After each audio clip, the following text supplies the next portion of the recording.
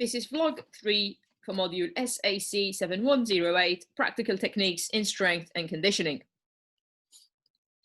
My coaching philosophy is based around working with female field sport athletes, football and rugby. They're open age and mixed abilities. We get players who are more experienced in strength and conditioning because they've been at the club for a couple of years.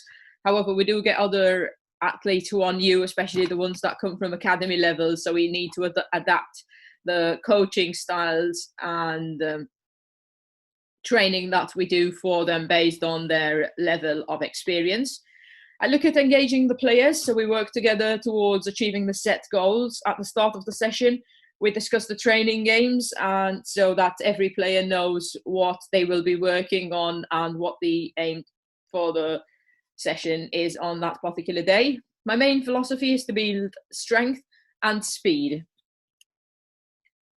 So there are two components which are very important for rugby players to be efficient in the game. When playing rugby, especially at higher levels, strength is a key component as players are required to apply forces in an uncontrolled dynamic environment. The main focus is technique. With both novice and experienced athletes, I ensure that they follow the correct movement pattern. If we look at force and speed, force is mass times acceleration and speed is distance over time. So firstly, we establish a base strength and then look at increasing the load progressively over time. We set goals and timescales for the players to follow. The aim is to increase the speed of a lift at a given mass over time. I also focus on increasing the rate of production of my athletes, the ability to shift the weight at a certain speed to translate into the fast-paced environment in a game rather than focusing on slower maximal lifts. Repeated efforts are required in a rugby game, so the players need to be able to apply effort from strength multiple times. For example, when tackling opposition players, they need to be quick and react to the challenges in front of them.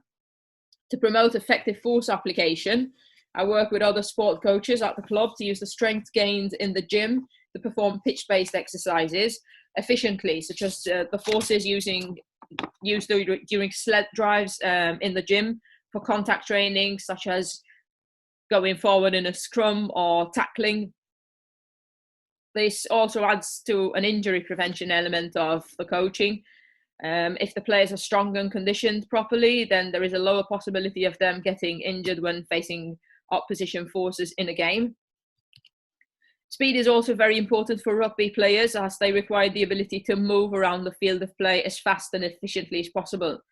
My philosophy for speed is similar to that applied for the strength training, where we focus on movement pattern first. Then in this case, we add additional movements for the players to work on based on their individual level and their progression at that time.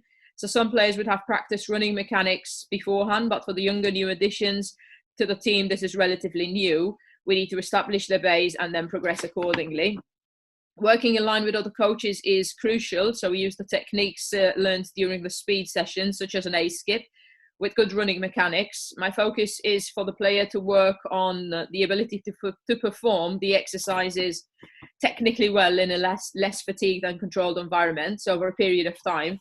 So then these practices become ingrained in the player's movements when they're in an uncontrolled environment, in a training set piece, and then taken into the games. When they're running on the pitch, for example, catching a ball and running towards the try line to score a try. The running mechanics the player worked on during training will make the player run more efficiently and will be able to get to the try line faster at a faster speed than they did previously following the speed training sessions. The combination of speed and strength training forms the foundation of my coaching philosophy from a strength and conditioning point of view.